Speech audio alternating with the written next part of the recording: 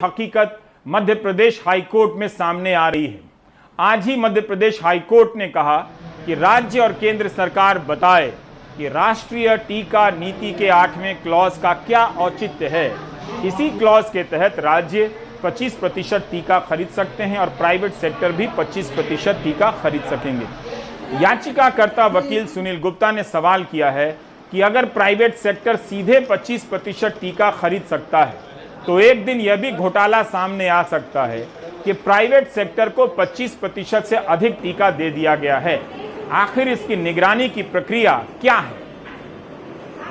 इस जो नीति को बनाया है इसके खिलाफ हमारे द्वारा इसी याचिका में एक संशोधित याचिका पेश की गई है कि इसके अंदर इन जो प्राइवेट सेक्टर को 25% वैक्सीन खरीदने की जो डायरेक्ट इन्होंने परमिशन दी है उस पर रोक लगाई जाए। इसलिए रोक लगाना जरूरी है कि जब हमारे प्रदेश में और केंद्र में वैक्सीन की संख्या जो चाहिए उसकी पूर्ति नहीं हो पा रही है और डायरेक्ट प्राइवेट सेक्टर को खरीदी करने का जो है उनको डायरेक्ट खरीदी करने के लिए जो परमिशन दी गई है वह कहाँ तक उचित है।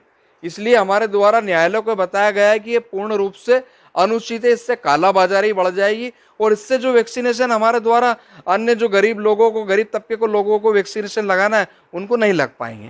क्या रुख था न्यायालय का जो इससे पहले जो एक पेशी तारीख लगी थी और अगली तारीख का? न्यायालय का इसमें यह रुख था कि न्यायालय ने केंद्र शासन से और राज्य सरकार से दोनों से इसके अंदर जवाब मंगाए हैं कि जब भाई केंद्र में और राज्य में वैक्सीनेशन की पूर्ति नहीं हो पा रही है तो आपने जो नीति बनाई है क्यों ना इसके अंदर संशोधन करें। इस पे आपका क्या कहना है? इसके ऊपर केंद्र और राज्य दोनों से उन्होंने जवाब मंगाए हैं। फरवरी में फाइजर ने आपात स्थिति में मंजूरी के अपने आवेदन को वापस ले लिया था। जब लोग मरने लगे तब अप्रैल में कई विदेशी कंपनियों को भारत में टीके की सप्लाई की अनुमति दे दी गई।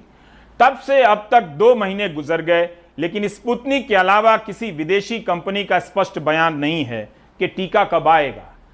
अभी चाहिए लेकिन अभी नहीं आ रहा है। आज सरकार ने कहा है कि जिस किसी टीके को चुनिंदा देशों में मंजूरी मिली है हम उसे मंजूरी दे देंगे। इसी बात पर पहले मंजूरी नहीं दी गई तो कंपनियां चली गईं। अब जब कंपनियों को बुलाया जा रहा है तो उनके पास इतने ऑर्डर पहले से आ चुके हैं कि वे भारत के नए ऑर्डर को लेकर कोई गारंटी देने को तैयार नहीं। राज्यों को तो मना ही कर दिया है। यही हाल ब्लैक फंगस यानी म्यूकर माइकोसिस की दवा को लेकर है।